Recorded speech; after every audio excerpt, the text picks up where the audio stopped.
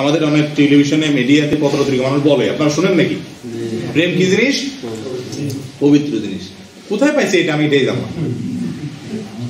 পবিত্র রাখার জিনিস পাইলো না, প্রেম বুঝি পবিত্র হইলো। প্রেম বলতে যেটা এখন প্রেম বুঝে আর কি, প্রেম বলতে মানে অবৈধ সম্পর্ক যেটা, এটারে বলে কি বিবাহ ছাড়া সম্পর্ক, যেটা এটা বলে কি পবিত্র জিনিস। কত জঘন্য কথা। অনেকেই মনে করে যে বিবাহের আগে একজন আরেকজনকে জানা বোঝার জন্য আমরা বিবাহ করার নিয়ত প্রেম করলে অসুবিধা নেই, অনেকে মনে করে। আসলে কি তাই? বিবাহ করার নিয়ত প্রেম করা যাবে?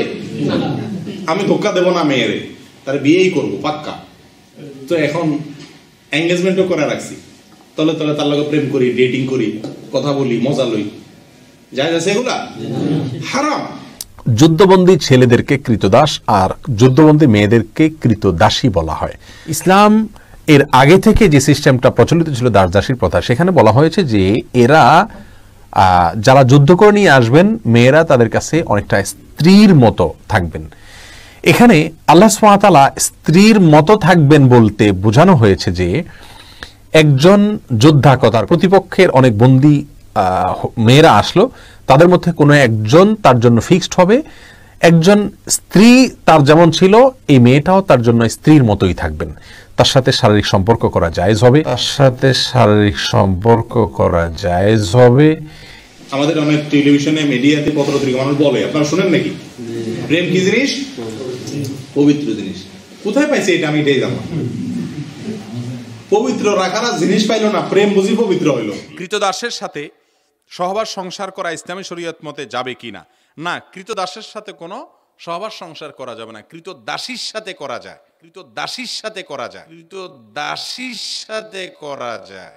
কৃতদাসী মানে কিন্তু যেই দাসী ক্রয় করা হয়েছে, যুদ্ধবন্দিনী।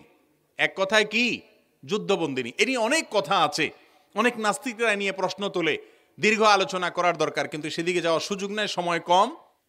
ইসলামের আগে থেকে এই বিধানটা চলে আসছে যে যারা যুদ্ধবন্দিনী হবে, তারা যার কাছে যে থাকবে তার অনেকটা স্ত্রীর মতো মর্যাদা পাবে। স্ত্রীর মর্যাদা পরিপূর্ণ না, কিন্তু স্ত্রীর সাথে যেরকম বসবাস করা যায় তার সাথেও বসবাস করা যাবে।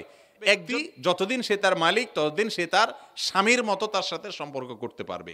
কথা কি বুঝাতে পারছি? এটা আমাদের অনেক টেলিভিশনে মিডিয়াতে পত্রপত্রিকা মানুষ বলে, আপনারা শুনেন নাকি? প্রেম কি জিনিস? পবিত্র জিনিস। কোথায় পাইছে এটা আমি এটাই জানলাম। পবিত্র রাখার জিনিস পাইলো না, প্রেম বুঝি পবিত্র হইলো। প্রেম বলতে যেটা এখন প্রেম বুঝে আর কি, প্রেম বলতে মানে অবৈধ সম্পর্ক যেটা, এটারে বলে কি বিবাহ ছাড়া সম্পর্ক, যেটা এটা বলে কি পবিত্র জিনিস। কত জঘন্য কথা। অনেকেই মনে করে যে বিবাহের আগে একজন আরেকজনকে জানা বোঝার জন্য আমরা বিবাহ করার নিয়ত প্রেম করলে অসুবিধা নেই, অনেকে মনে করে। আসলে কি তাই? বিবাহ করার নিয়ত প্রেম করা যাবে? আমি ধোক্কা দেব না মেয়েরে, তার বিয়েই করবো পাক্কা। তো এখন এঙ্গেজমেন্টও করে রাখছি, তলে তলে তার লগে প্রেম করি, ডেটিং করি, কথা বলি, মজা লই, যায় যাচ্ছে এগুলা হারাম।